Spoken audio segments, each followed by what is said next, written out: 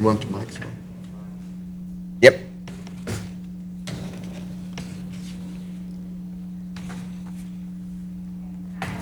You can go ahead and call to order. Calling this Records Commission meeting to order at 10 o'clock on November 6th of '24. Ms. Dillon? Ms. Perry? Here. Mr. Davis? Here. Mr. Burchett? Here,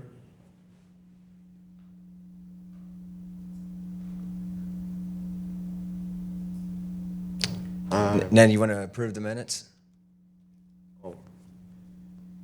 are there any changes or questions, comments about the minutes? If not, minutes are approved.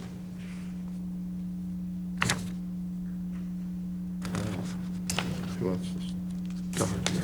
Yep. And so the first item that we have on the agenda is the approvals of the RC1s and RC3s, so then that way we can have a destruction date. I invited some of the staff along too because as Kim and I were looking through and trying to obtain all the pieces and parts that is required for us to perform the destruction, there were varying things that we found that were not all gathered up, and so we're having a little bit of difficulties understanding what is required for the destruction, where are the schedules at, that kind of stuff. So we need to kind of have all those addressed, and we passed a little bit of the information along to Martina, who may be able to explain some of this better.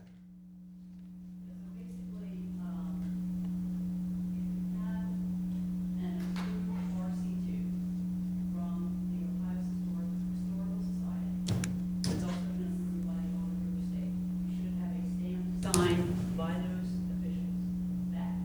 And if that's dated after 2011, then if you look on your RC2, like I've got here, here's one.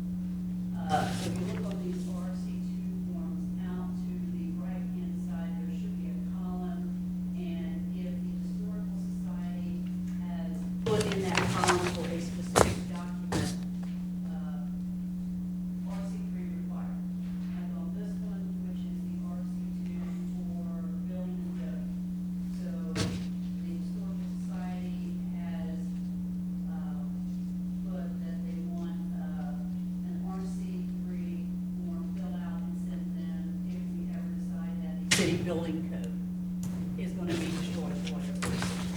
So if there's an RC3 designated here, you have to send an RC3 up through the Historical Society and the state auditor in order to destroy it.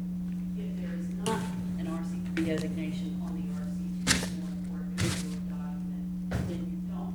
What happens if the RC2 is not signed? If the RC2 is not signed by, The state, the state. then you need to send an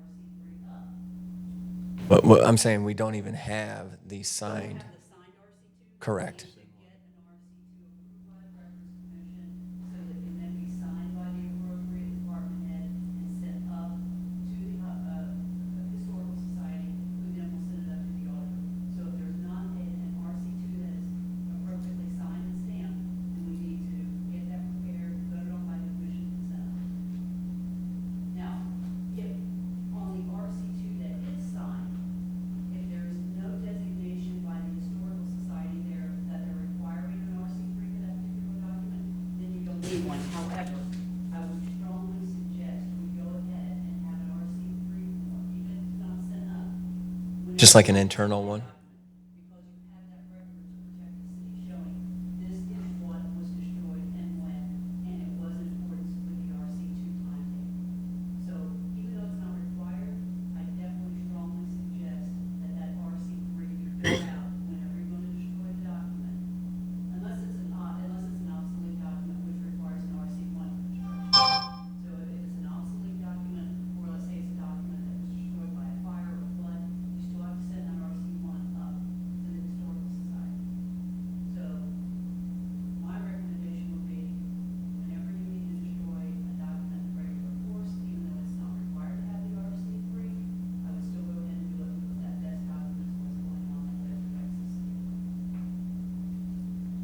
Okay, so we attached a couple of the ones that we got into the packet, some of which were signed from the state, some of which are not.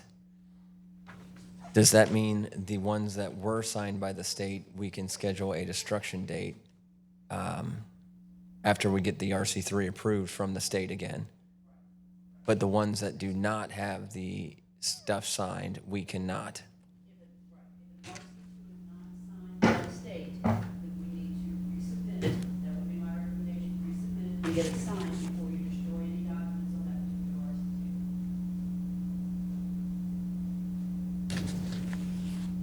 And we need to have another records commission for the RC3s. Because we have to have 2 meetings a year. Yeah. I mean, that, we can have more meetings, it's like the ORC says at least 1 meeting every 6 months. We can have more if we need to, vote to approve something or take action on something, but we at least need to have 1 every 6 months. So, for the meeting, Kim gave me this current RC2 binder, so what I would suggest is if I could take this with me, and I'll just go through and see which RC2s we have and which RC2s we need to get approved by the state. Then perhaps we can, in maybe a week or 2, schedule another records commission meeting and determine what action we need to take up. I think that's probably the best way. That review will allow you to determine which ones we can actually go for Right. construction as Right. well, correct? Yeah, just to double check that we, for example, Billings says, yes, they have a current RC2, it's signed, it's in proper format, okay. If they want to destroy documents, then they can go ahead and do it, but again, I would say, let's make sure we have RC3s for any time before that record's going to be destroyed. And if not required, just Even have if it not required, in the, because, yeah. just not submitted, but prepared. Right, right. What- So, I mean, if a record has been destroyed previously based upon an approved RC2 that did not require an RC3, then that's fine. That's in compliance. I'm just saying, I would suggest that the record commission have a vote today and say, look, we understand that an RC3 may not be required, but we want you to go ahead and have an RC3 because, again, that better documents what's being destroyed and it gives an avenue of protection to the city. If anybody comes back and says, well, when was that destroyed and was it destroyed in compliance with the time frame that is established in the RC2? We can set a document and say, yes, it was, here's the document showing. The recommendation you want is for an RC3 to be on file but not submitted, if it's not required. Am I Right. understanding that? Right, exactly. So- But it doesn't have to go up to the state. Unless it's highlighted in the Unless it's- RC2. that- Unless it's specifically required on the RC2, then it needs to go up to the state. So from what I'm gathering here, we're going to have a internal Moraine records document, and then we're going to have a state records document, right? And what I would like to see is if Kim or Aaron or somebody can provide me with the city's current record retention policy, you can maybe email that to me and I can look at that and what we can do is update that policy. We can update it, bring it back for a vote for the records commission, see if anything else needs to be updated. And then what we can do is add in there that even if the RC2 specifically require an RC3, the city wants to have an RC3 on file here to document what's been destroyed. What about when the documents are switching medium from, for example, like paper to electronic? Like on the building and zoning one, there, it talks about destroying documents after they're scanned. I guess I'd have to, do you have an example on here on the phone when you talk about it? It's on the RC2 for the building and zoning one. I don't have that paperwork here in front of me, but it's like permits or plans or something to that effect. There's something that says building inspection reports, permanent electronic RC3 required. No, it's not that one. You don't happen to have it, Kim, do you? If you want to, we are taking the time, maybe, I can understand what you're talking about.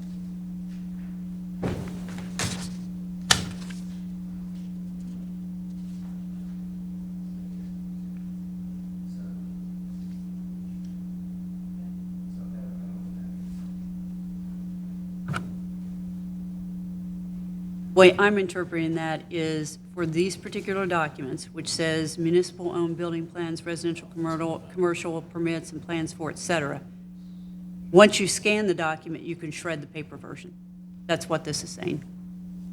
Do we Because you've need got it? it scanned in an electronic format, and you no longer need the paper version. Correct, but do we need to keep track that we scanned the document Oh, I see what on you like said. October the 1st Yeah. and then shredded it October the 10th?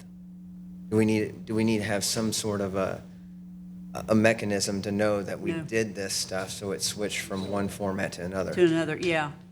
And, Let me- and a lot of our stuff is migrating that way. A lot Yeah. of the stuff we've been doing, we are scanning it and then we are destroying it. Yeah. And actually, even more so, a lot of our documents are not even coming in as paper. They're Yeah. all electronic. I would say, how difficult is it, or how burdensome would it be when you scan the document to have an RC3 form right there, and then you just make a notation on the RC3 form as to, you scan this document mean, on this date, and then I shredded think this. the paper? What do Would you that guys be think, staff? overly burdensome to do that?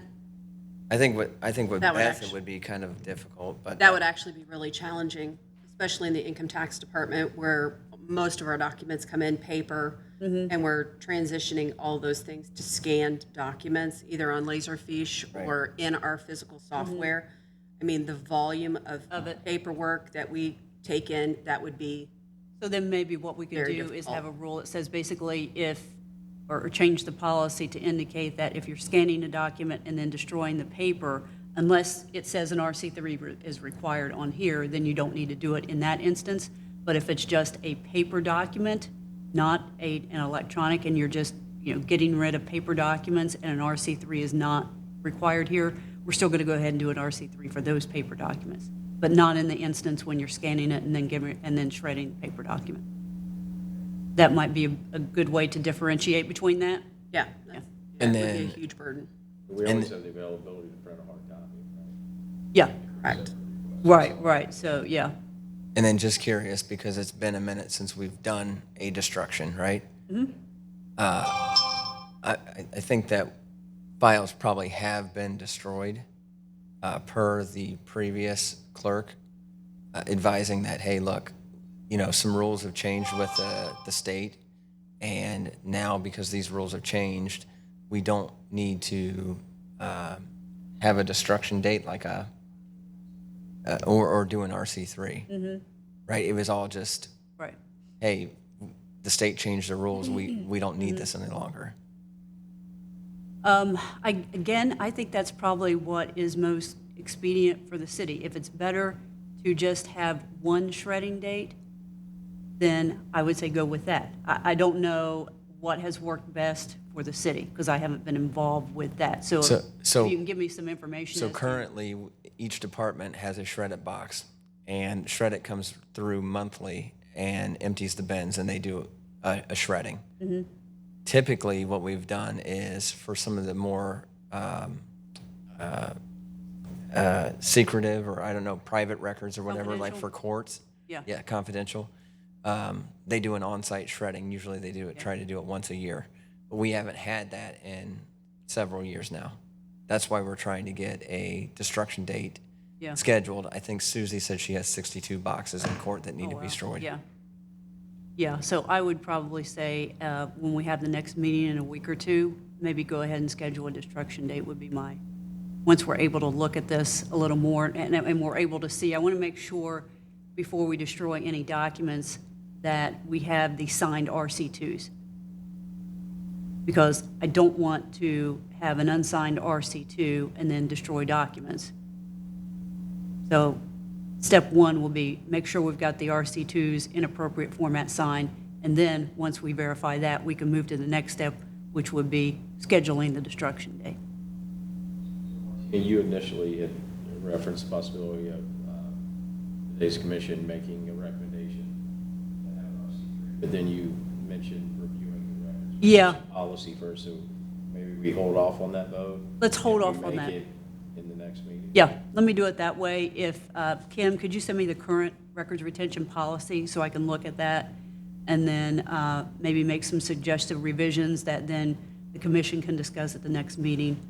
and vote on whether or not we want to revise that policy as it's revised. Become effective immediately. Right, right. Yeah, Like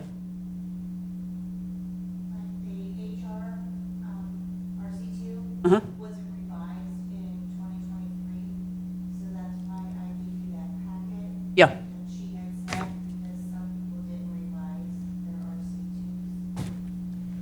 And also, just to give you a little more background, after the RC2s were passed in 2023, and she handed me my RC2, I said, what is the destruction? And she goes, oh, we can just put it in the bins unless the historical society wants to see it, we just put it in the shredder. But I think a few departments have done that. mhm, So I did an RC3, but it didn't go anywhere because we didn't have records. right, commission. right. But I don't know if other departments did the same, but the documents are already gone. Right, but, you know, again, that's why I want to make sure we have the RC2s signed and in proper format, because as long as the, you know, the RC2 is signed and stamped by the Historical Society, and it says there's no RC3 required, then yeah, you can go ahead and destroy that document. All I'm saying is, I think having the RC3 in place, even though it's not required by the Historical Society, is better protection for the city. So I'll have 2 years, I'll have 2023 and 2024 in the packet for destruction. Okay. That's why there's 2 different years. I would just say for now, let's advise department heads to hold off on destroying documents until I can look at the RC2s. Can somebody do that, put out an email today saying, let's hold off on document destruction until we review the RC2s to make sure they're all signed and up to date? And modify the policy. Thank you. That So- explain that part of it? Yeah, so with scheduling the destruction, because obviously we all know that we're getting ready to move buildings. So, Steve and I originally talked to Shred about on-site destruction being December 2nd, which is the first Monday in December. And we potentially pick that date because that would give us 3 weeks from today. It gives us plenty of time to get the information out to the state and back, as well as it would allow people to move the existing boxes that they have in their departments into this department garage for the destruction date. yes, what I was asking is if we've already got that date on scheduled, Yeah. if it was possible that we could maybe get together and still keep that date. Oh, yeah, when is that date, do we know? December 2nd, oh, I'm sorry, I didn't hear you, I was reading. So maybe we schedule this second meeting maybe Monday, Tuesday next week. I don't know how long you need to review. and- Yeah, let me look at my calendar when I get back to the office, and I'll send Kim an email with some dates. I'll try to do that. Vacation, Just that say, week is of the anybody- 18th. Is anybody not going to be here next week? So the week of the But not 18th, next week. I'll be out for that entire week. I'll be out. So Monday or Tuesday would work best, Monday. Monday or Tuesday of next week. Not that we're rushing anything. Monday is Veterans Day, so we're going to do it in that Or Tuesday. Okay, I just would, you know, knowing that the move is coming up and everybody's trying to prepare, plan. part of why we're trying to get the destruction, so that we Right. don't have to move. yeah, and it might be a case after I look at these RC2s where I say, you know, these departments have signed RC2s, they're good to go, but I couldn't find a signed RC2 for this department, so they need to hold off on destroying anything until we can get a signed RC2. Maybe everybody can't participate. Yeah.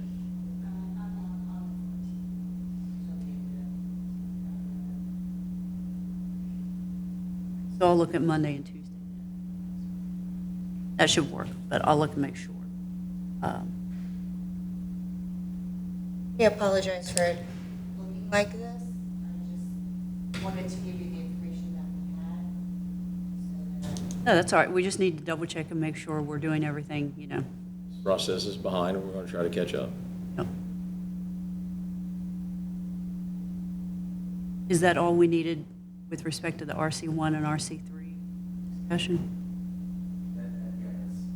We were just trying to get on the calendar, but then as we started digging into it further, found out it was more complex.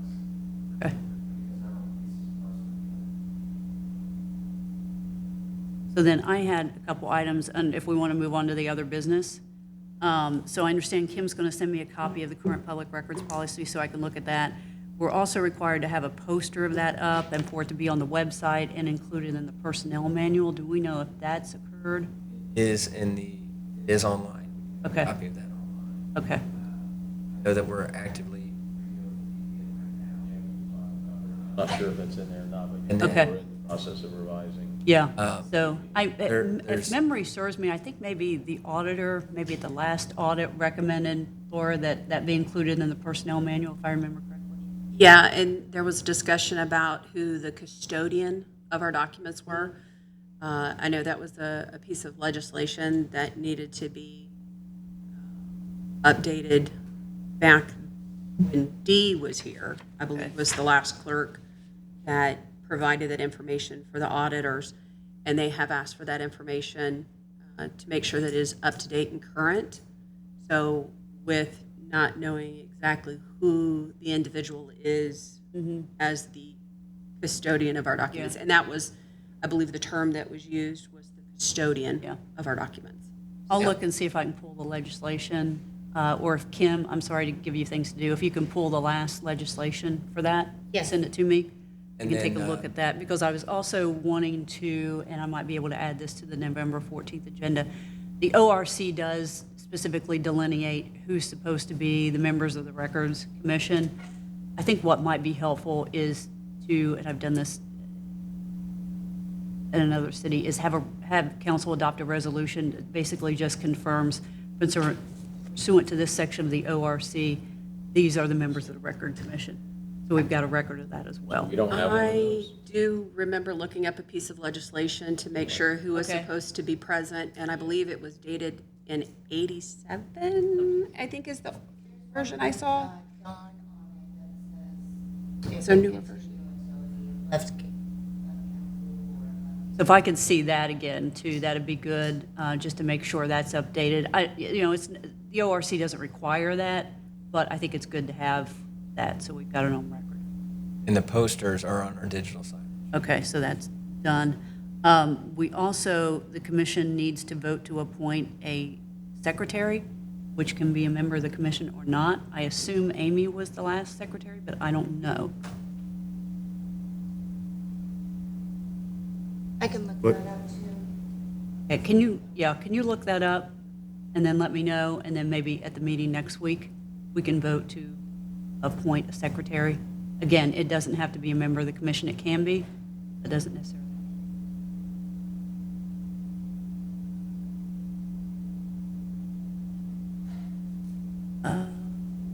The next meeting? Yeah.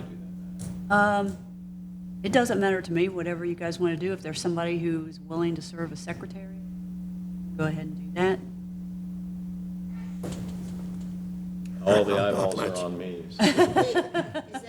Is that who signs the minutes? It's usually the person who takes the minutes and signs the minutes, does those ministerial type functions, yes.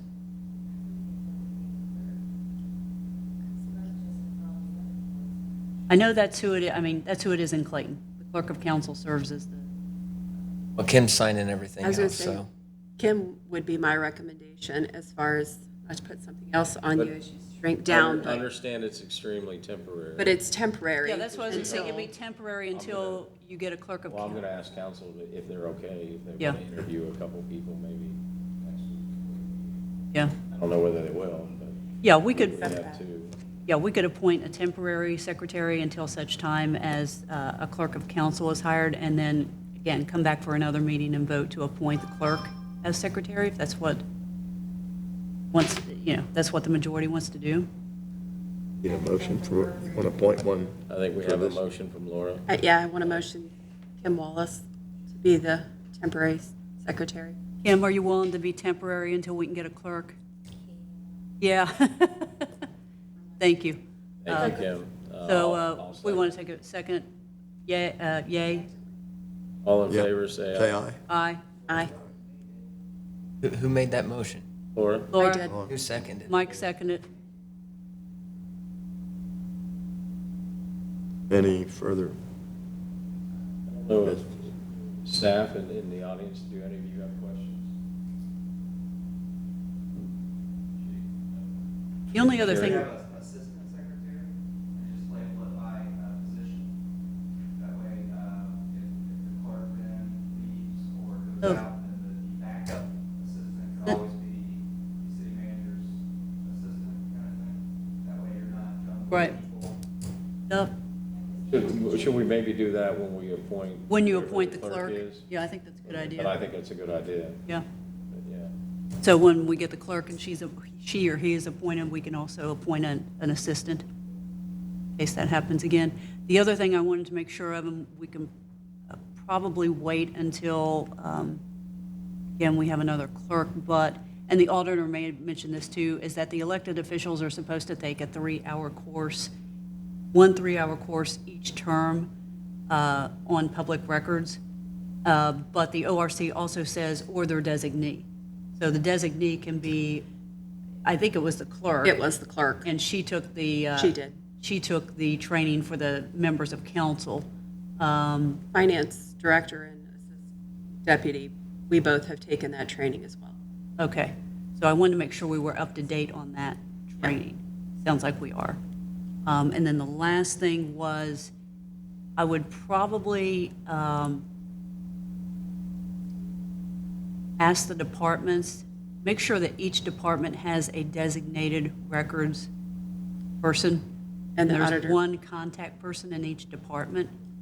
And the auditor requests that as well. Okay, And we so. pretty much have that, that's the secretarial staff. Do we have that? Right. Okay, I want to make sure This we had list. that. So, like, within community development, you have a couple different offices that may have their own RC, but that is the.